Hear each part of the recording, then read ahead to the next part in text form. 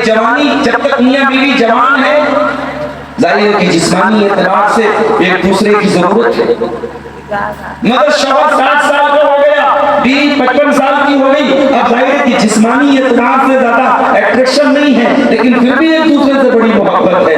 अल्लाह कह रहे यही रहमत है। वो 70 साल का बूढ़ा अपनी 65 साल की 60 साल की बुढ़िया के बगैर नहीं रहना चाहता। दोनों को एक दूसरे से इतनी मोहब्बत क्यों है? अल्लाह फरमाता है ये मोहब्बत रहमत है। उस बूढ़े को बूढ़ी से जो मोहब्बत है ये हमने पैदा की है, ये निकाह के जरिए हमने उस रिश्ते में मोहब्बत पैदा की है। तो मोहब्बत के लफ्ज़ का बड़ा मजाक बन रहा है। ज़िनाकारी और बदकारी और बेहयाई को हमने मोहब्बत का उन्वान दे दिया। ये बड़ी अजीब मोहब्बत है भाई। दिन भर में जितनी बार कपड़ा चेंज नहीं होता उससे ज्यादा तो महबूबाएं चेंज हो जाती। एक आदमी के एक लड़के के मोबाइल पर 5 लड़कियों के नंबर और सबसे वो मोहब्बत कर रहा है। तो ये मोहब्बत नहीं है, ये तो ज़िनाकारी है, बदकारी, बेशर्मी है, बेगैरती है, हवस है, वासना है। मोहब्बत तो मेरे भाई वो होती है जो निकाह के जरिए वजूद में वजाल बैनकुम मवद्दतन व रहमा। और ये मोहब्बत किसी होटल में नहीं पैदा हुई, किसी रेस्टोरेंट में पैदा नहीं हुई, किसी पार्क में पैदा नहीं हुई, इंस्टाग्राम के जरिए पैदा नहीं हुई, सोशल मीडिया के जरिए पैदा नहीं हुई। ये मोहब्बत अल्लाह ने पैदा की है शादी के जरिए। तो निकाह बड़ा हसीन बंधन है। इसीलिए अल्लाह के प्यारे नबी ने नौजवानों को खिताब करके फरमाया या माशर शबाबी मन इस्तता मिनकुम बात फलयतज़व्वज। ऐ नौजवानों, जब तुम शादी के काबिल हो जाओ, शादी की जिम्मेदारियों को उठाने के काबिल हो जाओ, बीवी की जिम्मेदारी को उठाने के काबिल हो जाओ, तुम्हारे पास इतना माल है तुम बीवी का खर्च उठा सकते हो और जिस्मानी एतबार से तुम बीवी की जिम्मेदारी उठाने के काबिल हो, तो निकाह कर लो। अच्छा, बात लोग कहते हैं निकाह सुन्नत है। मैं यहाँ वजाहत करूं, निकाह सुन्नत है मगर हमेशा सुन्नत नहीं। उलमा कहते हैं कि अगर किसी को इस बात का डर है कि अगर वो निकाह नहीं करेगा और ज़िना में पड़ जाएगा तो ऐसी सूरत में निकाह सुन्नत नहीं है, निकाह फर्ज है, निकाह वाजिब। अल्लाह के नबी हुक्म दे रहे हैं फलयतज़व्वज। अगर तुम में से कोई शादी की ताकत रखता है तो जल्दी से निकाह कर ले, शादी कर ले। उससे दो फायदे होंगे, फ़इन्नहु अग़द्दु लिलबसर व अहसनु लिलफर्ज। पहला फायदा ये होगा कि आंखें झुक जाएंगी। नजरों का जो गलत इस्तेमाल हो रहा है, जो नजरबाजी हो रही है, मेलों ठेलों में भी हो रही है, बाजारों में भी हो रही है, मार्केटों में भी हो रही है, यहाँ तक के जलसों के प्रोग्रामों में भी नजर का गलत इस्तेमाल हो रहा है। नजर का गलत इस्तेमाल आज दीनी प्रोग्रामों में, इज्तिमाआत और जलसों में भी हो रहा है। निकाह एक बहुत बड़ा रास्ता है अपनी निगाहों की हिफाजत और ज़िनाकारी से अपने आप को बचाने का, अपनी शर्मगाह को महफूज करने का बहुत बड़ा रास्ता ये निकाह है। निकाह कर लीजिए, ये तो बड़ी मुसीबतों से आप बचेंगे। नजर का गलत इस्तेमाल और शर्मगाह का गलत इस्तेमाल, इनसे इंसान की हिफाजत होगी। अल्लाह के नबी इतना ही नहीं, अल्लाह के प्यारे नबी एक दूसरी हदीस में फरमाते हैं, तरगीब और तरहीब की सही रिवायत है, इज़ा तज़व्वजल अब्दु फ़क़द इस्तकमल निस्फ़द दीन। जब कोई बंदा निकाह कर लेता है, शादी कर लेता है, तो आधे दीन पर समझो उसने अमल कर दिया, आधे दीन को उसने हासिल कर लिया। फलयत्तक़िल्लाह फिन्निस्फ़िल बाक़ी, तो बाकी आधे दीन के बारे में वो अल्लाह से करे, अल्लाह का खौफ पैदा करे। आपने जब निकाह कर लिया, बहुत सारी बुराइयों से आपका दामन बच गया। अब आपके ऊपर बीवी की जिम्मेदारी आ गई, कुछ दिन के बाद बच्चों की जिम्मेदारी आ गई। अब ये जिम्मेदारी आपको बहुत सारे गलत कामों से बचाएगी। इसलिए अल्लाह के नबी ने फरमाया जब बंदा निकाह करता है उसने समझो आधे दीन पर अमल कर लिया, आधे दीन को उसने पा लिया। मेरे अजीजों, ये है इस्लाम में निकाह। इसीलिए अल्लाह ताला कुरान करीम में अपने नबियों का तज़किरा करते हुए फरमाता है वजअलना लहुम अज़वाजन व ज़ुर्रिया, हमने जितने नबियों को दुनिया में भेजा वो कुंवारे रहने वाले नहीं थे, वो बगैर शादी के रहने वाले नहीं थे। हमने उनकी बीवियों को बनाया, उनकी औलाद को बनाया। अल्लाह के बंदों में सबसे ऊंचा अगर मकाम किसी का है अल्लाह के नबियों का है, अल्लाह के रसूलों का है।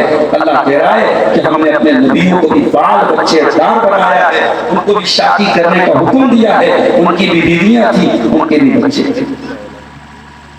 अल्लाह के एक पैगंबर थे, उनका नाम था ज़करिया अलैहिस्सलाम। ज़करिया अलैहिस्सलाम की बीवी के अंदर कुछ कमी थी। इतने बड़े पैगंबर हैं लेकिन बीवी के अखलाक में, उसके मिजाज में किसी बात की कमी थी। अल्लाह कुरान में कहता है वो असलहना लहू ज़ौजा, हमने ज़करिया के ऊपर बहुत एहसानात किए और उसमें से एक एहसान ये भी था कि हमने उनकी बीवी को ठीक कर दिया।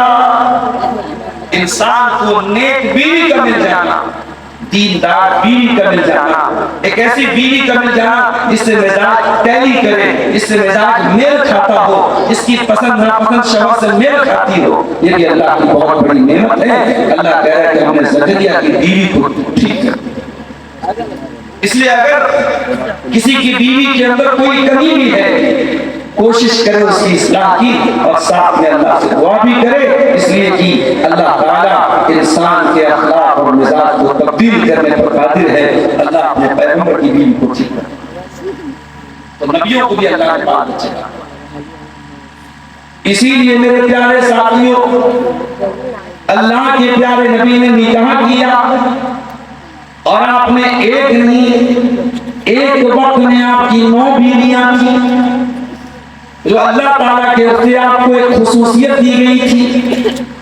उम्मत के लोगों को एक वक्त में मैक्सिमम ज्यादा से ज्यादा 4 निकाह की इजाजत दी गई, मगर अल्लाह के प्यारे नबी के निकाह में बैक वक्त 9 बीवियां थी।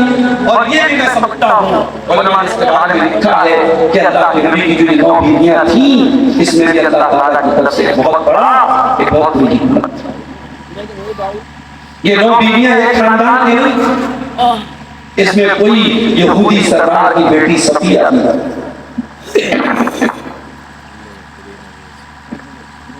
इसमें कोई यहूदी सरदार की बेटी है, कोई आपके बड़े कट्टर दुश्मन जो उस टाइम आपके दुश्मन थे अबू सुफियान उनकी बीवी है, कोई आपके खानदान की आपकी फूफी की बेटी ज़ैनब बिन्ते जहाश है, कोई मैमूना बिन्ते हारिस है। अलग अलग खानदानों की अलग अलग कबीलों की ये बीवियां हैं, इनके मिजाज अलग, इनके नेचर अलग हैं और अल्लाह के नबी अपनी इन बीवियों के साथ इतना बेहतरीन सुलूक करते हैं कि कभी उन बीवियों को आपसे कभी कोई शिकायत नहीं हुई। ये दुनिया का मैसेज है, एक पैगाम है कि मैंने जो नबी तुमको दिया है, अगर वो नबी इबादत के मामले में नंबर 1 है, अगर वो नबी शुजाअत के मामले में नंबर 1 है, अगर वो नबी अखलाक के मामले में नंबर 1 है, तो वो नबी एक बेहतरीन शौहर और एक बेहतरीन घर का गार्जियन और एक बेहतरीन घर का सरपरस्त भी है। उसकी 9 बीवियां हैं और 9 बीवियों का हक अदा कर रहा है और 9 बीवियों में से किसी बीवी को कोई शिकायत नहीं। इसीलिए अल्लाह के नबी ने ये निकाह किए और आपके पास जब एक मरतबा ये रिपोर्ट आई कि आपके कुछ सहाबा ने ऐसी कसम खा ली कि मैं शादी ही नहीं करूंगा, मैं बीवी बच्चों के चक्कर में ही नहीं पड़ूंगा। अल्लाह के प्यारे नबी ने सख्ती से इस बात का नोटिस किया। आपने अपने उन सहाबा को बुलाया। एक सहाबी ने कहा था मैं आज के बाद कंटिन्यू रोजा रखूंगा, एक ने कहा था आज के बाद मैं रात भर नमाज पढ़ूंगा, एक ने कहा था मैं शादी ही नहीं करूंगा। आपने बुलाया और आपने फरमाया कि कान खोल करके सुनो, अमा इन्नी अक्षाफ मैं तुम्हें सबसे ज्यादा अल्लाह से डरने वाला हूँ और सबसे ज्यादा अल्लाह का तकवा मेरे दिल में है। लेकिन कान खोल करके सुन लो, वलाकिन्नी उसल्ली व अरकुद, मैं रात को नमाज भी पढ़ता हूँ और आराम भी करता हूँ, व असूम व उफ्तिर, मैं रोजा भी रखता हूँ और गैप भी देता हूँ, कंटिन्यू रोजा भी रखता हूँ, व तज़क्कुरतु व अतज़क्कुरतु निसा, मैंने शादियां भी की हैं और यही मेरा तरीका है, यही मेरा तरीका है। मैंने बीवियों को कहा अदा किया है। मैं मेरा दीन और मेरा तरीका ये नहीं है कि बीवी का रिश्ता कायम न किया जाए, शादी न की जाए, यही मेरा तरीका है। फमन रग़िबा अन सुन्नती फलैसा मिन्नी, जो मेरा तरीका ना अपनाए उसका मुझसे कोई ताल्लुक